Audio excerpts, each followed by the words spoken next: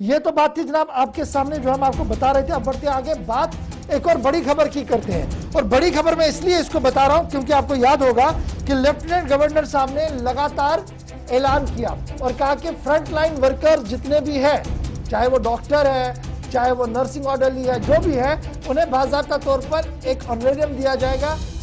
सरकार ने ये इसलिए फैसला लिया क्योंकि फोर फ्रंट पर वो लड़ रहे थे।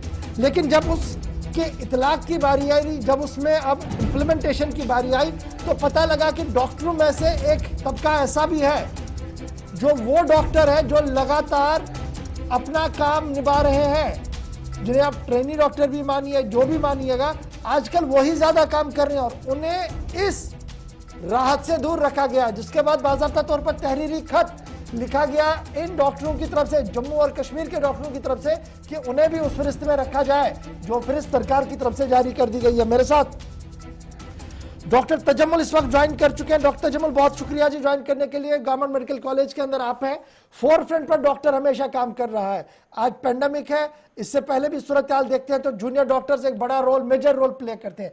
आज चिट्ठी लिखने का मकसद क्या था और क्यों अब आप चिट्ठी लिखने पर मजबूर हुए? क्या सरकार की तरफ से आपकी बात को नहीं सुना गया, उसके बाद आपने तहरीरी खत लिखा? जी, जैसा कि आपको पता है 3 मई को एक नोटिफिकेशन आई है गवर्नर ऑफिस से। उसमें लिखा था कि जो भी हेल्थ केयर प्रोवाइडर्स हैं, चाहे वो डॉक्टर्स हैं या पैरामेडिकल स्टाफ है या ड्राइवर्स हैं, उनको एक इंसेंटिव दिया जाएगा। जो कोविड ड्यूटी देने के दौरान उनको एक इंसेंटिव दिया जाएगा, जो कि डॉक्टर्स के लिए 10,000 रखा गया था और जो पैरामेडिकल स्टाफ है उनके लिए 7,000 और 5,000 रखा गया। लेकिन उसमें एक अहम एक तबका जो डॉक्टर्स का है, इंटर्न डॉक्टर्स, उनको नेग्लेक्ट किया गया। वहाँ पे हमारा नोटिफिकेशन में भी नाम नहीं आया।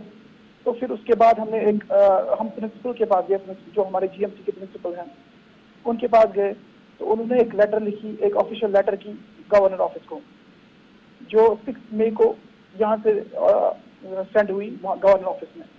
लेकिन उसके बाद 21 मई को और एक नोटिफिकेशन आती है कॉलेज की तरफ से, जो चीफ अकाउंट्स ऑफिसर हैं वो वहाँ से लिखते हैं कि जो भी जो डॉक्टर्स पैरामेडिकल स्टाफ है उनके लिए इंसेंटिव के लिए ये इशू किया जाए। लेकिन उसमें भी इंटर्न डॉक्टर्स का नाम नहीं है।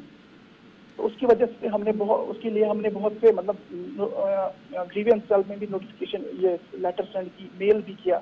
हमने अपॉइंटमेंट भी लेनी चाहिए, नहीं मिल पाई अभी तक।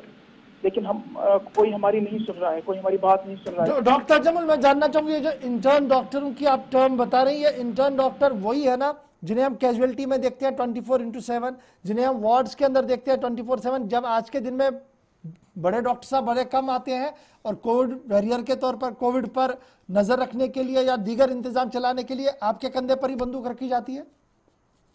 जी बिल्कुल। जो रेजिडेंट डॉक्टर्स है, जूनियर रेजिडेंट डॉक्टर्स और इंटर्न डॉक्टर्स, वही ज्यादा आजकल कोविड पेशेंट्स को एग्जामिन भी करते हैं, कोविड पेशेंट्स को मैनेजमेंट भी हेल्प करते हैं और कोविड पेशेंट से डायरेक्टली कांटेक्ट में आते हैं। इन पे सबसे ज्यादा एक्सपोजर होता है पेशेंट्स का, चाहे कैजुअलिटी हो या वार्ड हो। इन पे ज्यादा एक्सपोजर होता है पेशेंट का, क्योंकि हमें मॉनिटर भी करना पड़ता है, 24 आवर्स हमें मॉनिटर करना पड़ता है पेशेंट्स को। कोविड वार्ड्स में होते हैं, लेकिन हमें ही नेग्लेक्ट किया गया है। अच्छा जी, मुझे ये बताइए कुल मिलाकर कितनी तादाद हो सकती है इन इंटर्न डॉक्टर्स की जो इस वक्त जम्मू मेडिकल कॉलेज या कश्मीर के मेडिकल कॉलेज के अंदर काम कर रहे हैं?